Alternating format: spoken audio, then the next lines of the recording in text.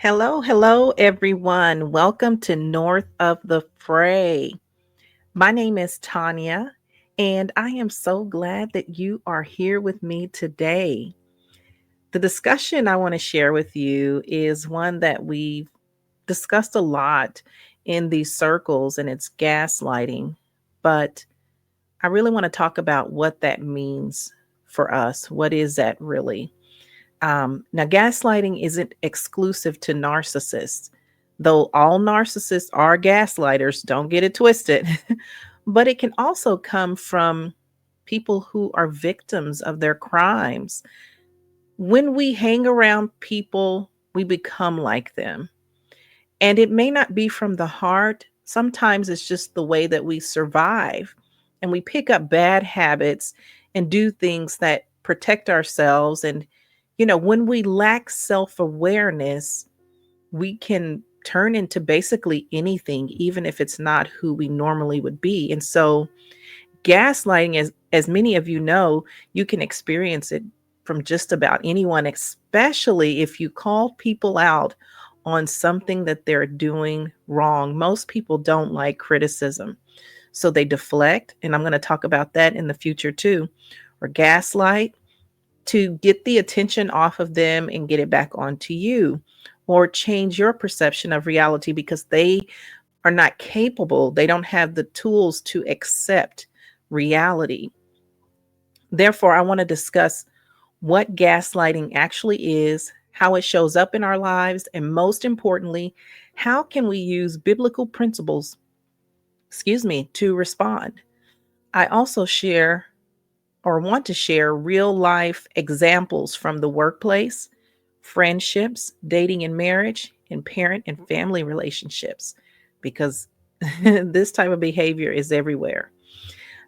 In the age of where people think it's all about them, it's their time to shine, it's time to get mine. It doesn't matter what anyone else feels or thinks. Everyone's tired. Everyone's tired of being walked on, stepped on, and mistreated.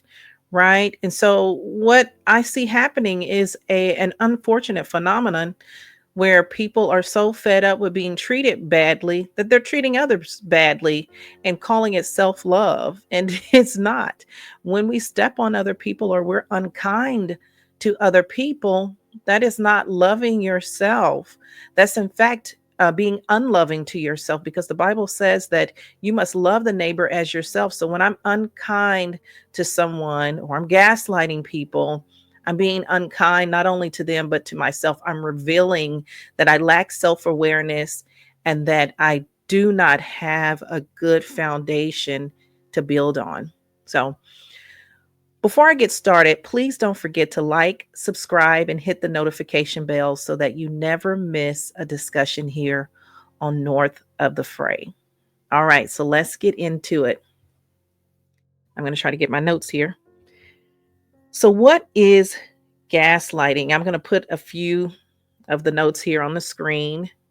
So, gaslighting is a form of psychological manipulation where someone causes you to question your perceptions, memory, or sanity.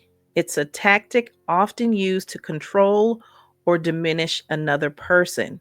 You'll see it come up a lot when you start to be critical or question someone about their behavior.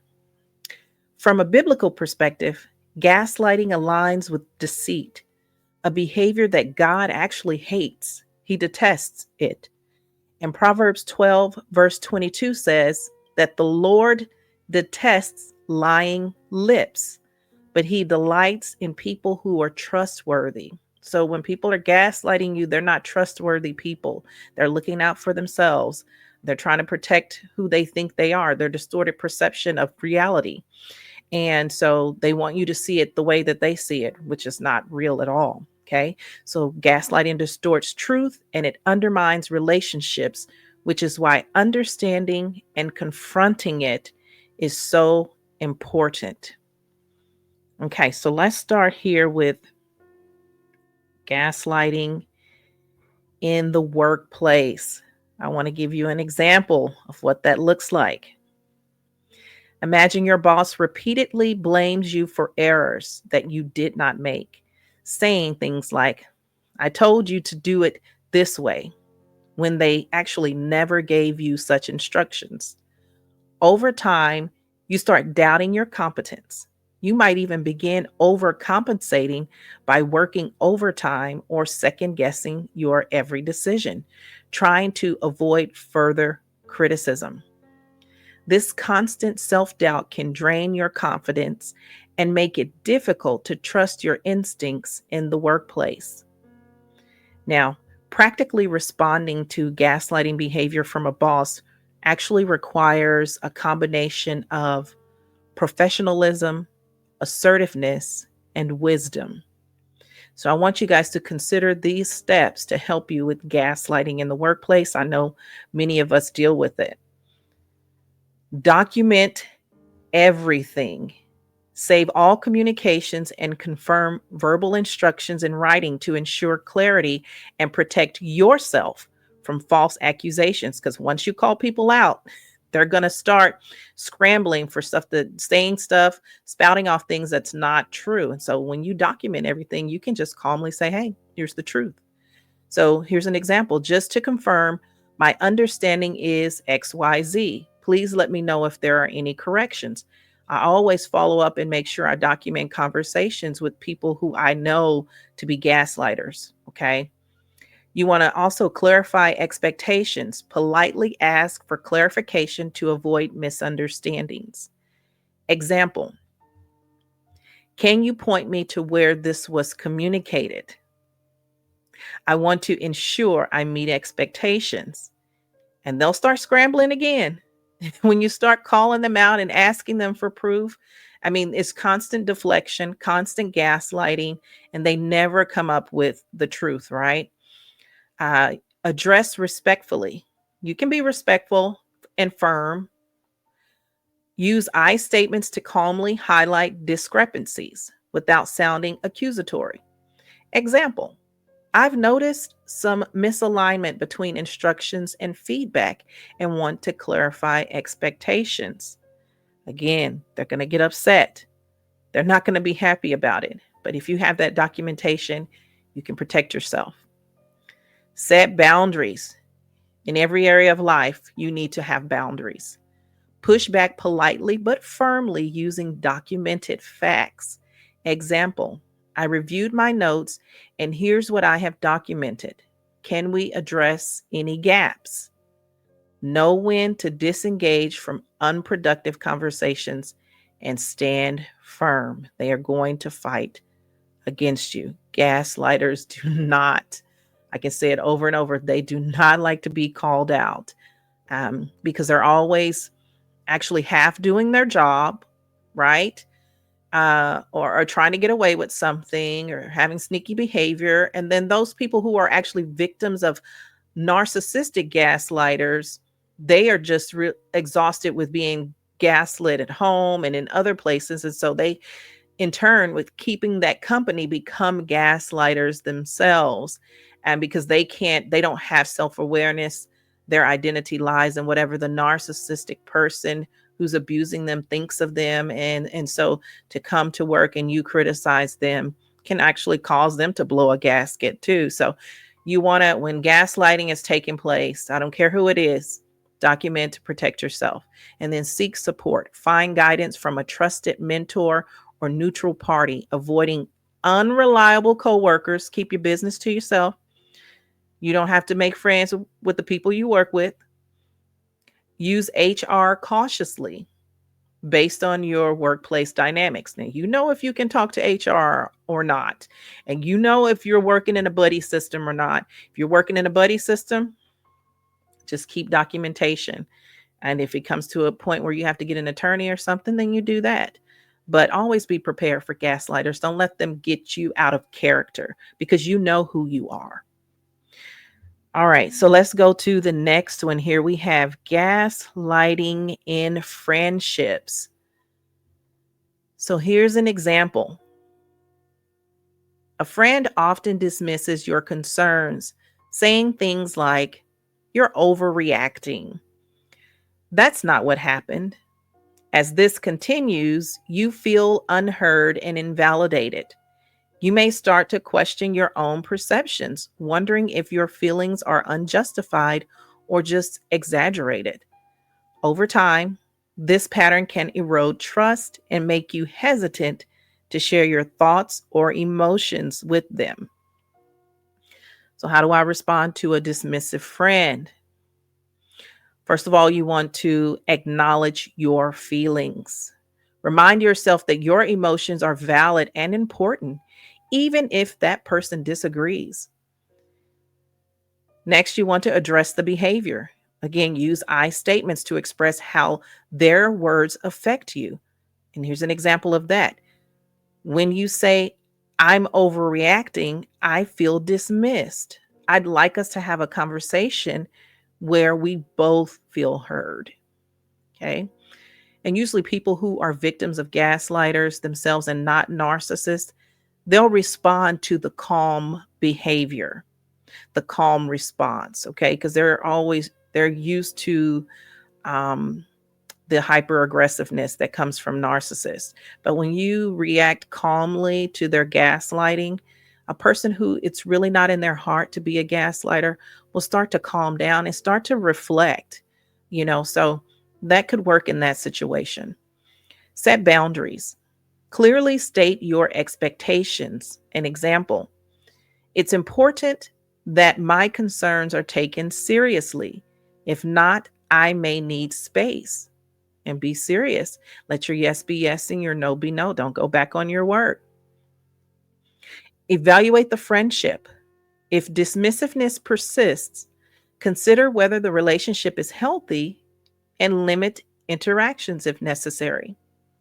And then you want to seek support. Talk to a trusted mentor or counselor to gain perspective and guidance.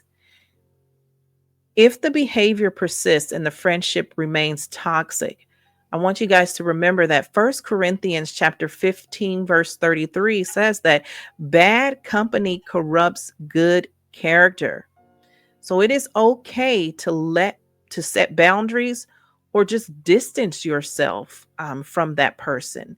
It might come down to that.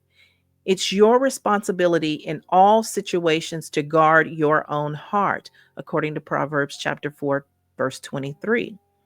So you don't let anyone dictate how you feel. You dictate it, okay? By taking care of yourself. Because when you take care of yourself and you're healthy, then you can respond healthily to others. Okay, so let's go to gaslighting in dating and or marriage.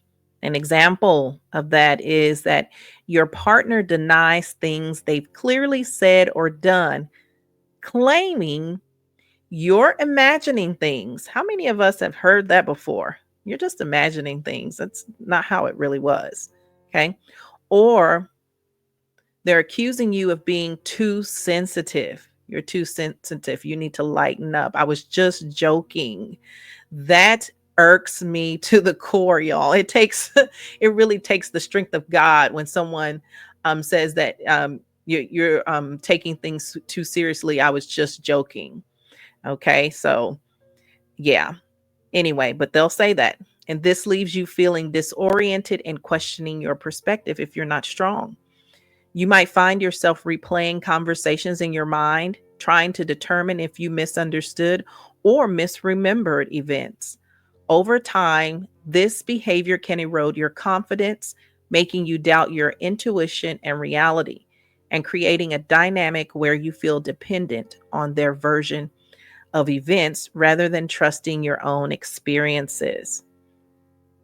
So here are some practical responses for gaslighting in your relationships, the dating and marriage. Trust your reality. Keep a journal if you need to document events and affirm your perspective. An example you can write down is that I remember this clearly and I'm confident in what happened, and then write down whatever that was so you can go back to it. Set boundaries. Again, that's in every situation, every scenario here. Set boundaries. Boundaries are important. Assertively address dismissive behavior. An example to say to your partner is, I need us to have honest conversations without dismissing my feelings. Okay. So if your partner was raised in a home of gaslighters, they might be prone to gaslighting, but they might have a really good heart and just are not willing to self-reflect. They lack self-awareness.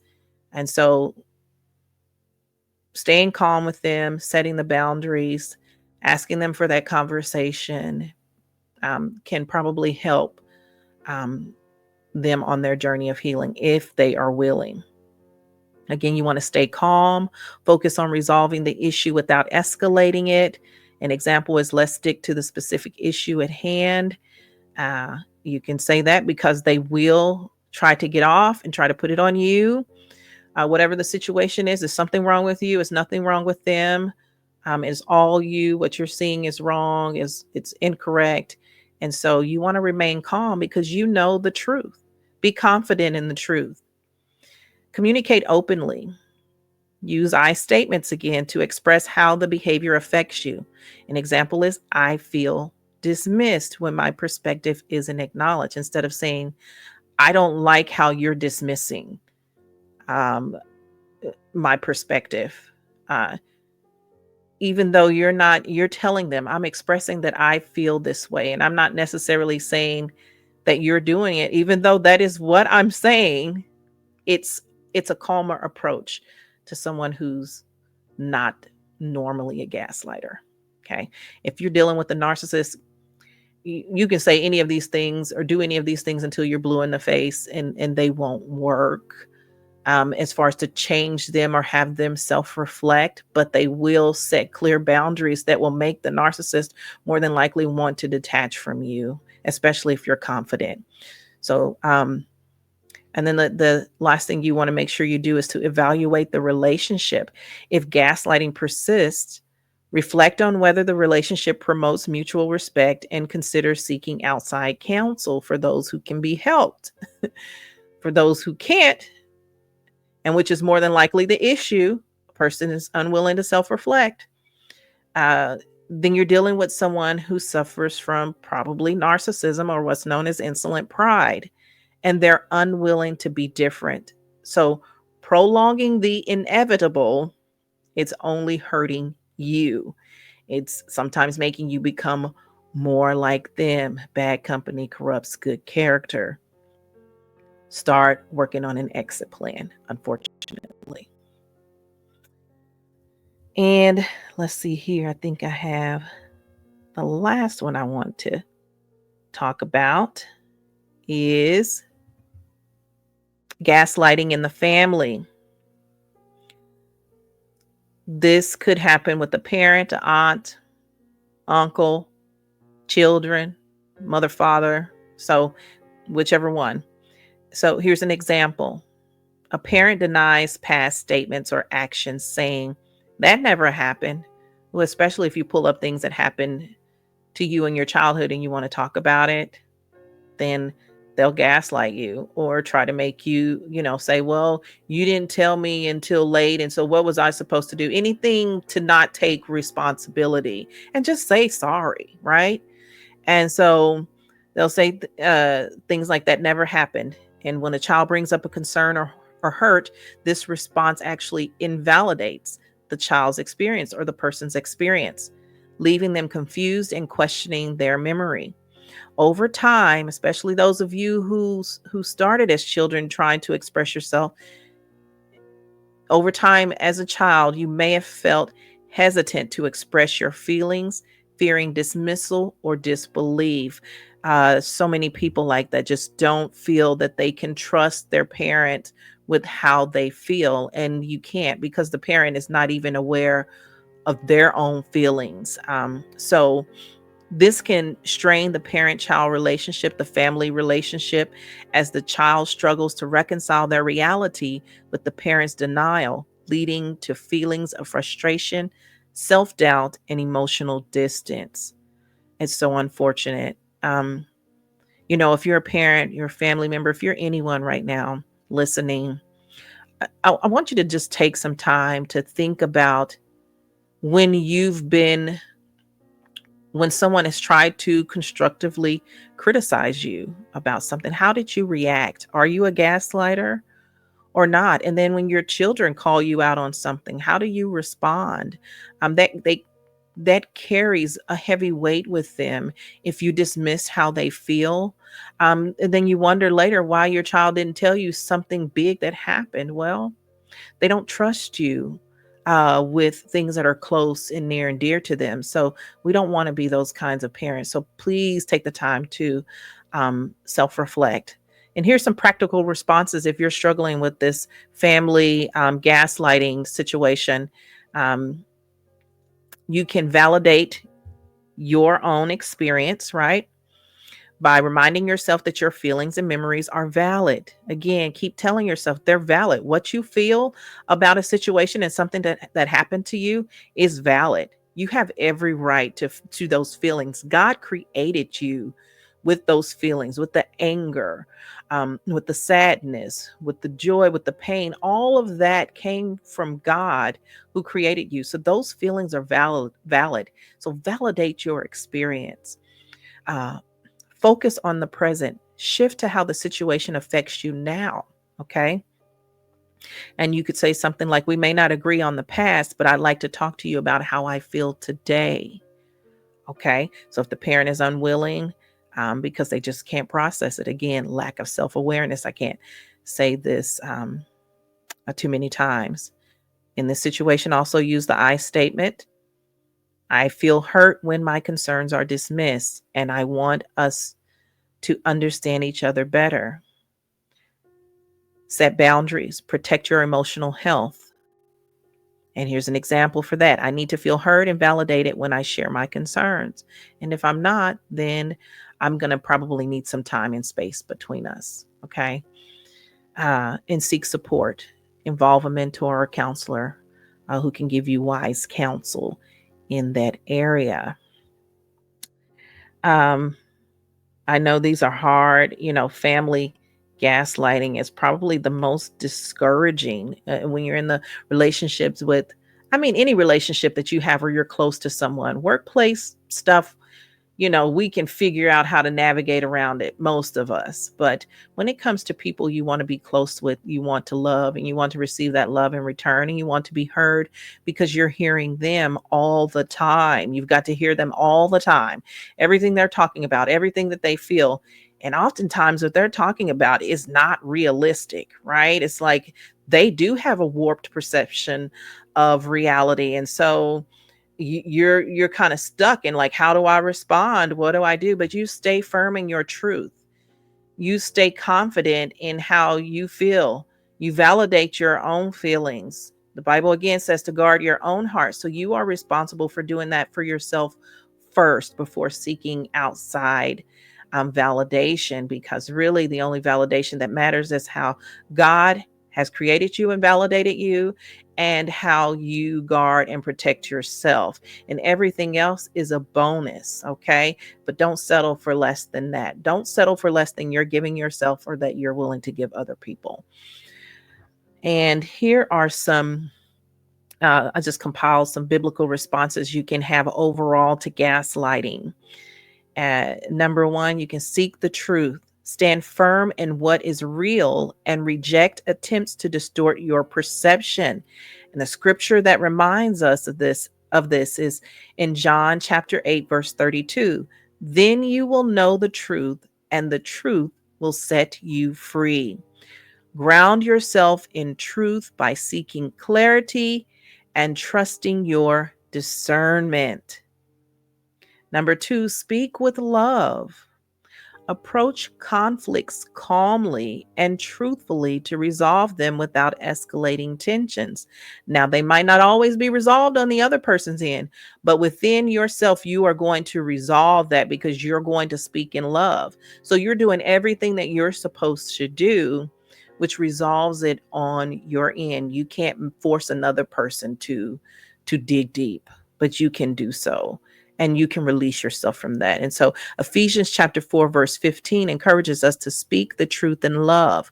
By addressing issues with kindness and honesty, you can maintain integrity while fostering healthy dialogue. Number three, set boundaries. Guard your heart and protect your peace when manipulation arises. When gaslighters are busy gaslighting, protect yourself. Again, that's Proverbs chapter 4, verse 23. Above all else, guard your heart, for everything you do flows from it. Setting boundaries ensures that you remain emotionally and spiritually grounded. Number 4, seek wise counsel. Wise counsel. Don't just go find somebody to talk to and run your mouth. Seek someone who is grounded and has a solid foundation, okay? Involve trusted mentors or counselors who can provide guidance and mediate difficult situations if possible. Proverbs chapter 11, verse 14 reminds us, for lack of guidance, a nation falls, but victory is won through many advisors.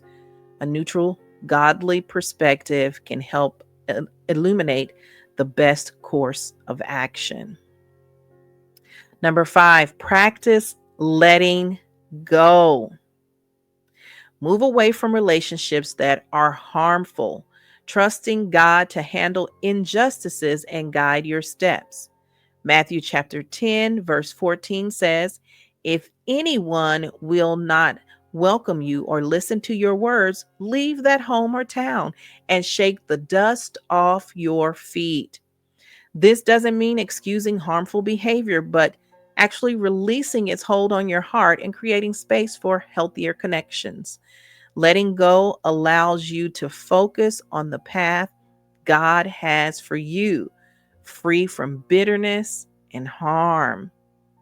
And number 6, last but not least, trust God's guidance above all else. Lean on Scripture as your ultimate source of wisdom and clarity. Psalm chapter 119, verse 105 says, your word is a lamp to my feet and a light to my path. Trust in God's ability to lead you through every situation with grace and truth. And that concludes my discussion, you all. I want to thank you so much for joining me today and listening to the very end if you made it to this point. If you found today's discussion helpful, please share this channel, share a link, share the video with someone who might benefit from hearing this message and other messages. And until next time, I want you guys to stay rooted in God's word, stay rooted in the truth, and stay north of the fray. God bless you all. Take good care of yourselves until next time. Goodbye.